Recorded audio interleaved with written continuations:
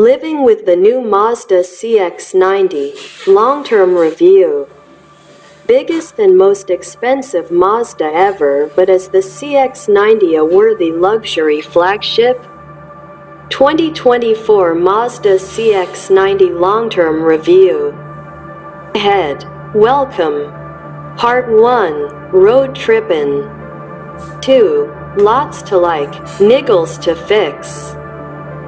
_blank, welcome. Mazda CX-90 D50e GT price as tested, $85,550 plus on road costs this month.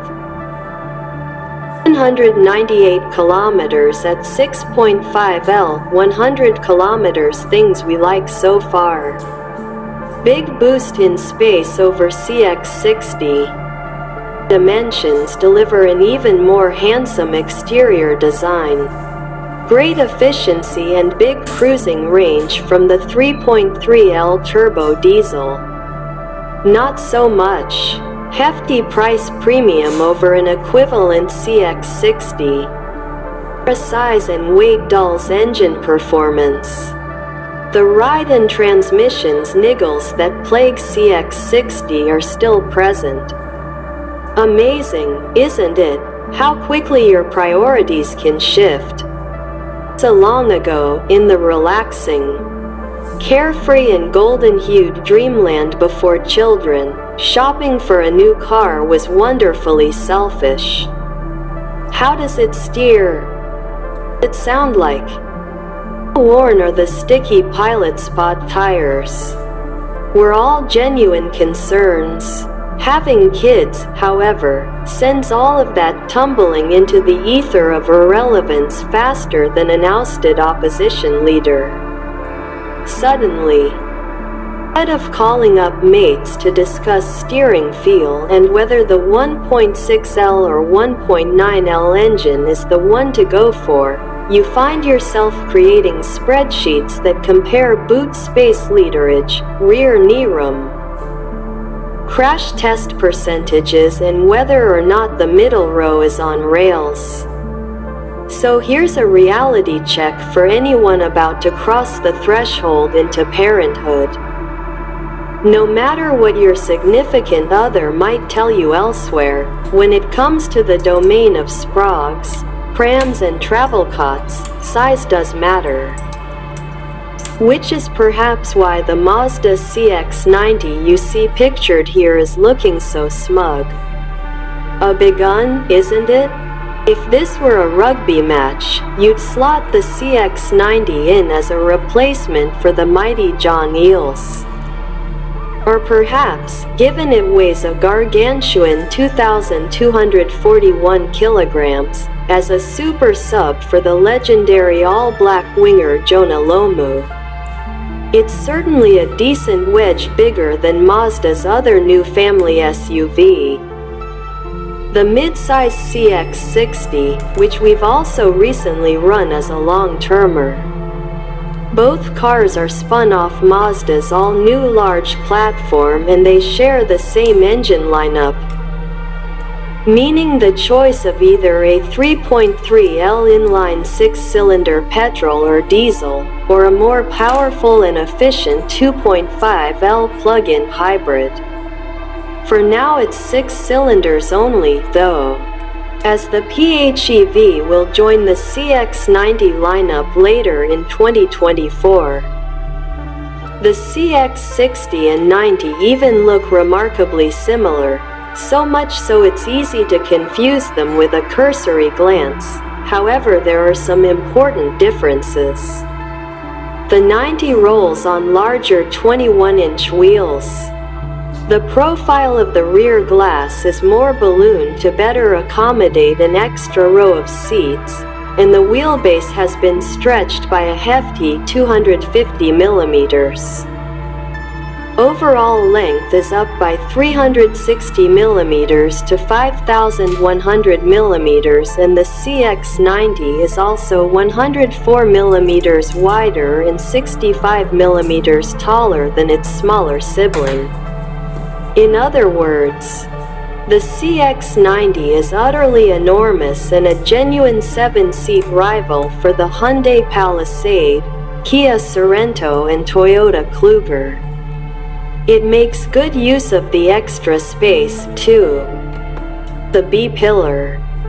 The CX-90 and 60 are virtually identical inside, but the 90's middle row slides and is noticeably more commodious. You also get a big boost in luggage space. Officially, Mazda says you score 608L behind the second row, which is 131L more than the CX-60, though still far less than the van-like Hyundai Palisade, and that grows to 20-25L if you lay the seats flat, even with all 7 seats in use. Boot space remains a useful 257L, or 40L more than you get in the boot of a hybrid Toyota Corolla. We'll test the third row out in greater detail in future updates. COF 531 is down for a 6-month stint in the Wheels garage, but initial inspection reveals it's a place for adults, not just kids. And importantly, the third row has top tether mounts so you can fit kiddie seats back there, unlike some rivals. The trade-off to all of this extra space is more weight, about 250 kilograms plus, and a big uptick in price. The CX-90 is the biggest and most expensive Mazda ever. So much so that the flagship Azami PHEV will tip into 6 figures once you get it on the road. Our test car is slightly more palatable. It's spec GT diesel, which retails for $85,550 before on-road costs, and it's bursting with so much standard equipment that it might be the sweet spot in the range. It's still a hefty $15,150 more than an equivalent diesel CX-60, mind, which is a lot when you consider the only key difference between them is size. So is the 90 worth the extra outlay? That's one of the pressing questions to address over the next 6 months. Another is exploring whether the CX-90 falls victim to the same ride and laggy gearbox issues that plague the smaller CX-60. Initial impressions are both bugbears remain. However, we have an interstate road trip planned next month to properly see how the 90 performs on the road.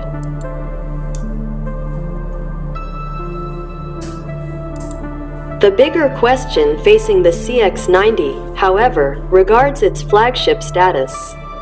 At close to $100,000, and more than that in the flagship Azami PHEV, is it a very expensive Mazda or a genuine alternative to proven Lux players like Lexus, BMW, Mercedes and Audi?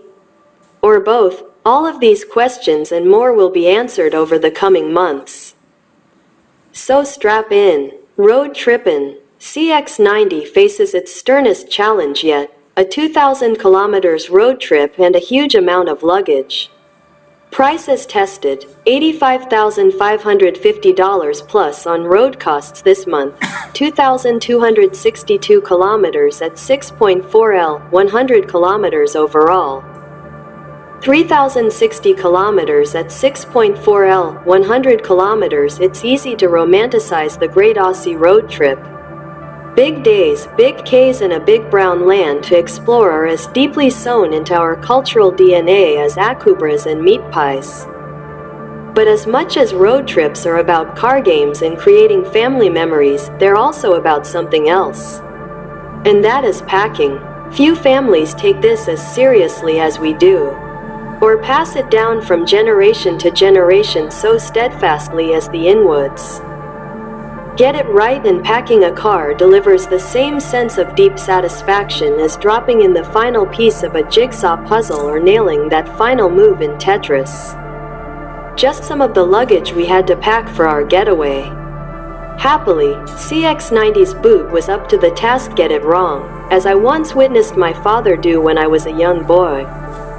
And it can mean the spectacular turfing of a late-arriving esky into the backyard and then 6 hours of stony silence before he uttered, "Why wasn't it in the packing pile?"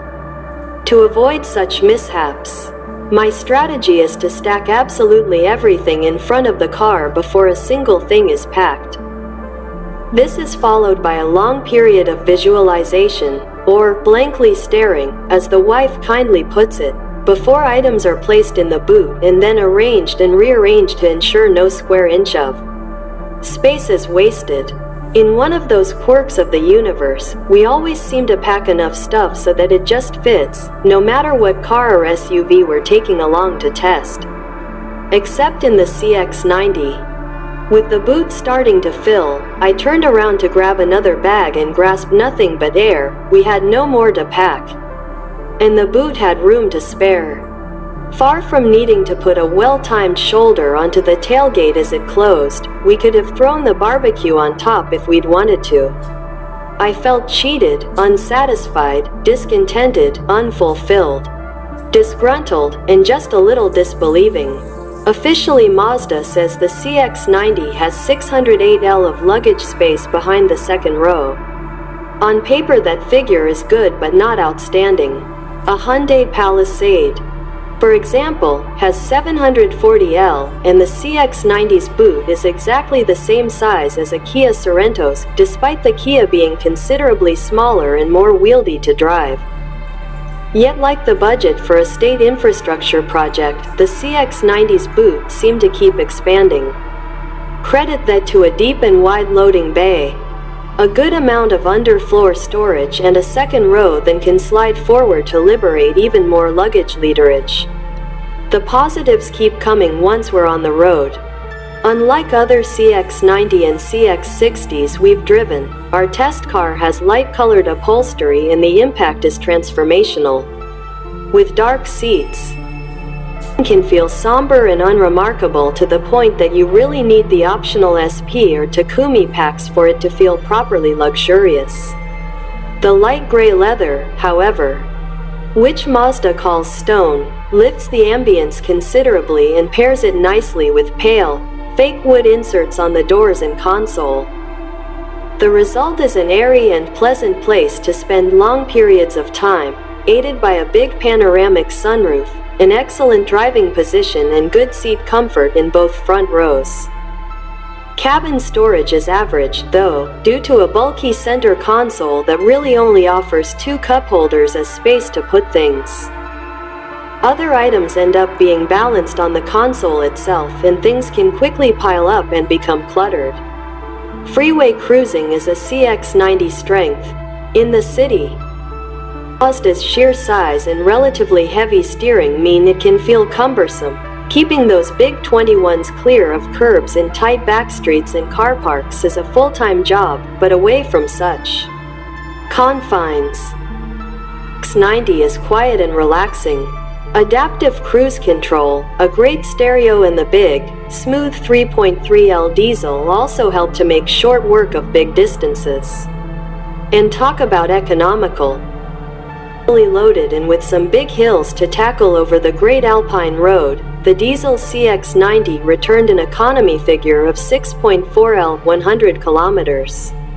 Trouble is, those same mountain roads saw some familiar issues bubble to the surface.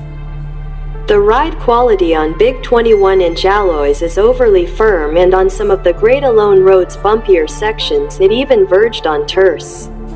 Road joins slap home. Ruts shudder and skip unpleasantly, and potholes are felt keenly enough to wake sleeping children. And that's enough to put it on the wife's blacklist. A stint in the backseat, to placate the now awake infant, revealed the ride is even more jostling in the second row. The hilly terrain under the microscope. Unlike the 3.3 petrol, which was gifted some extra kW and Nm compared to its application in the CX-60 to counteract the CX-90's extra heft, Mazda left the diesel's outputs unchanged, and at times it felt underbaked. It's really only noticeable when overtaking wear. After a gratifying initial surge, the big oiler doesn't pile on speed as urgently as expected. Switching to sport mode helps, but the powertrain certainly doesn't feel as muscular as in the smaller CX-60. So there are some wrinkles to iron out. Adaptive dampers and some extra herbs for the diesel would make a huge difference, but the measure of a good road trip hauler is how you feel after a long day in the saddle. By the time we pull up, the twisty, bumpy mountain roads have long ago been replaced by stretches of smooth tarmac, and it's hard not to give COF 531 a good-hearted tap on the tailgate. It's not perfect, but the CX-90 is certainly a worthy long-distance cruiser. Up arrow back to top, lots to like. Niggles to fix Mazda's boldest SUV yet waves goodbye, but is it a hit or a miss? Price as tested, $85,550 plus on road costs this month, 1,519 kilometers at 7.2 L, 100 kilometers overall, 4,579 kilometers at 6.5 L, 100 kilometers. Here we are then. Crunch time for Mazda's biggest, grandest and boldest SUV yet. After 4 months and 4,500 kilometers, the CX-90 is heading back to company HQ, which means we now have to answer the questions we posed at the beginning. Is it a worthy flagship? And more crucially, worth its near $90,000 asking price? I wish the answers were more clear-cut, but unlike most farewell reports, which sign off with either a cheery, yep, it's a good one, or a cautious, maybe give this one a miss, the CX-90's verdict is more complex. On the one hand, there's so much to like. Mazda's big 7-seater has real presence in the metal thanks to its sheer size, elegant detailing, and sporty proportions that come from its long bonnet and short overhangs. The interior is beautiful. The boot is big, and the all-new 6-cylinder diesel engine fitted to our test car is smooth and freakishly frugal. It takes real effort to get the average fuel economy reading to go beyond 6.4 L, 100 kilometers, such as its incredible efficiency in everyday and open road driving. So in many ways, CX-90 is everything we hoped it would be from a brand looking to push into the luxury space. But then there's the ride quality, which is just too firm and niggly on big 21-inch alloys. Especially for a car hoping to deliver a driving experience on par with legacy posh brands like BMW and Lexus. Like its smaller CX-60 sibling, this is an SUV crying out for adaptive dampers. The 8-speed gearbox is a frustrating weak link, too, and its low-speed clunks and clumsy relationship with the 48-volt subsystem don't only make the CX-90 feel jerky and cumbersome, but its tendency to grind and vibrate as you roll through intersections further undermines the CX-90's sense of luxury and refinement. Why Mazda decided to use a healthy chunk of its R&D budget on designing and building its own gearbox, when it could have bought a tried and tested unit from Aisin or ZF, will forever be a mystery. It's a niggle that permeates the entire driving experience, and because the drivetrain isn't silky smooth, it never fades into the background. Which can cause your mind to ask challenging questions like, would this SUV actually be better if it had a fizzy 4-cylinder turbo? That might sound like blasphemy, but while Mazda's new inline 6-cylinder engines are good and give the CX-60 and 90 a personality that's muscular and barrel-chested, they fall short of being truly great.